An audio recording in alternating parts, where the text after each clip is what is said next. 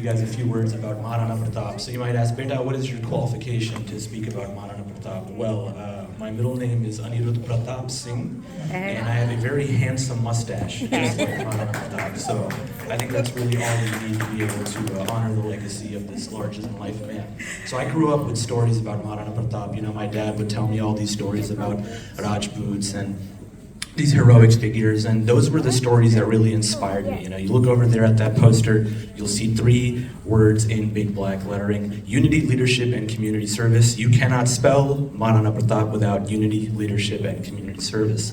Believe it or not, and like I said, I'm not a Maharana Pratap scholar, but this is the stories that I was told. The king, Uday Singh, who was before Maharana Pratap, his dad wanted his other son, the younger son, to be the king. But Maharana Pratap was such a larger-than-life figure that the court of generals for that kingdom of Mewar, they asked that Maharana Pratap be the leader, because you need to have certain leadership qualities, and that man demonstrates a lot of those leadership qualities. He's a resolute and robust figure who is capable of inspiring other people to a great extent. You know, the story of Maharana Pratap is a story of sacrifice. And everybody sacrifices in their day-to-day. And this man was able to not only sacrifice himself, but to inspire other people to sacrifice for a cause that was greater than them. And I'll give you a great example of that, is the Battle of Haldighati. You guys may be familiar with that.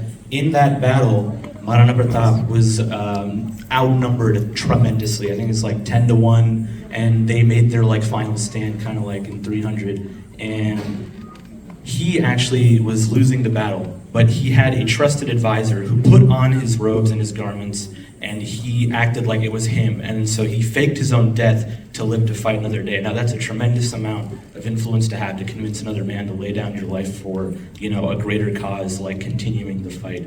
So with that said, you know, think about the modern day battles. Modern day battles are not with swords. You know, that guy who cut you off on President Road coming here, that's not the battle you want to fight. The battle you want to fight is the battle up here from the day to day, and that's what you should take away from everything you heard today, is that, you know, how can I take the character traits that are exemplified by all the heroes that we're honoring and apply them to the mental battle in my day-to-day? Because, you know, a collective society functions when everybody does their part.